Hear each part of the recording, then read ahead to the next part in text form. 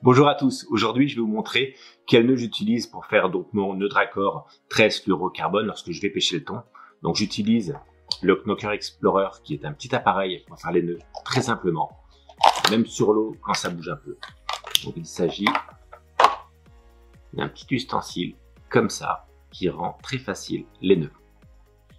Donc je prends ma tresse donc qui sort du moulinet avec ma canne à thon qui est juste là. Je prends mon knotter, je fais traverser ma tresse à l'intérieur du petit tube qui est à l'avant du knotter. Donc j'attrape ma tresse quand ça traverse le petit tube de l'autre côté. Il y a deux petites lèvres noires au sommet du knotter que l'on voit là, qui sert à bloquer la tresse. Donc j'attrape la tresse, je la fixe entre les deux petites lèvres.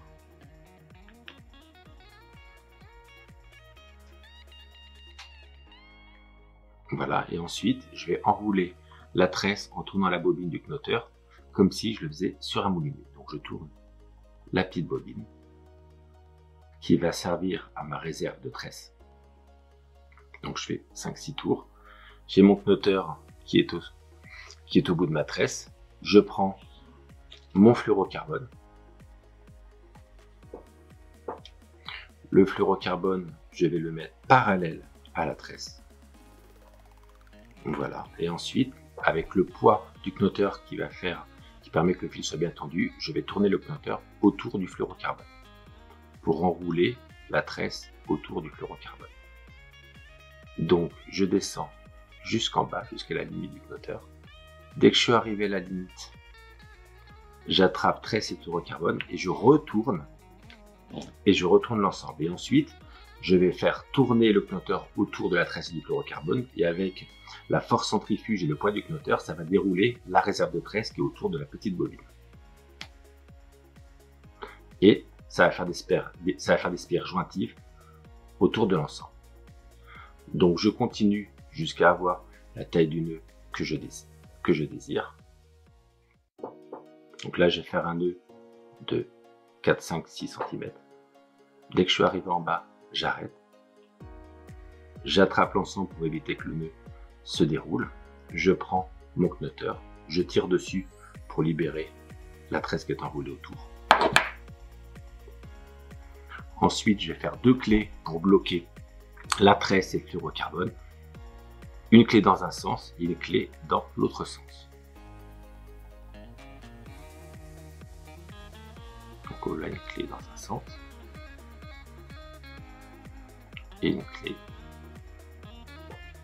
tout simplement dans l'autre sens.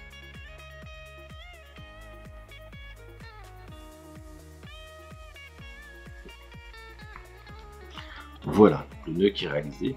Pour pouvoir le serrer maintenant, je vais couper les excédents. Donc tresse et fluorocarbone. Donc, je coupe mon excédent de fluorocarbone en laissant quelques millimètres. Je vais prendre mon briquet tempête Flash-Mer. Je vais faire une petite boule qui va me servir à cirer le nœud. C'est pas la petite boule qui va être brûlée du fluorocarbone ni les clés, c'est juste pour pouvoir serrer le nœud et c'est la tresse qui va emprisonner le fluorocarbone comme ceci pour éviter que ça se défasse. Donc c'est un nœud avec aucune faiblesse. Donc je brûle avec le bas de la flamme qui est la flamme bleue pour éviter que ça brûle. Voilà. Et je refais une clé, mais qui n'est pas obligée pour que le nœud soit parfaitement fixe.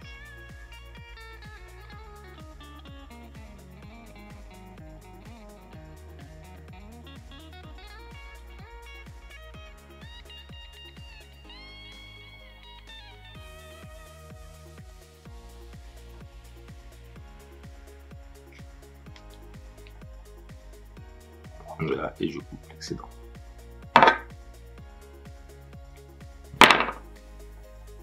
Voilà, là pour serrer l'ensemble, je vais prendre mon line dragger. Le line dragger, c'est un ustensile comme ça qui sert à serrer les nœuds. Donc avant, je faisais des tours autour de mes poignets, je tirais comme ça, mais on se fait beaucoup moins mal aux mains et on abîme moins ses affaires. On fait quelques tours. Comme ça arrondi, ça n'abîme pas les fils. et je serre. Et voilà. Et le nœud est réalisé. Donc c'est ultra simple. Et on a un nœud qui est complètement plat et qui prend pas du tout de place. Donc le nœud est vraiment parfait. Et la résistance, vu qu'il n'y a pas de faiblesse, il n'y a pas réellement de nœud, c'est ce qu'il y a de plus top au niveau de la résistance. Et ça passe parfaitement dans les anneaux. On peut faire vraiment des lancers appuyés, donc parfait pour l'exo, pour le thon, pour des poissons comme les céréoles, pour un peu tout. Donc un nœud que je recommande. Voilà, à bientôt. Ciao.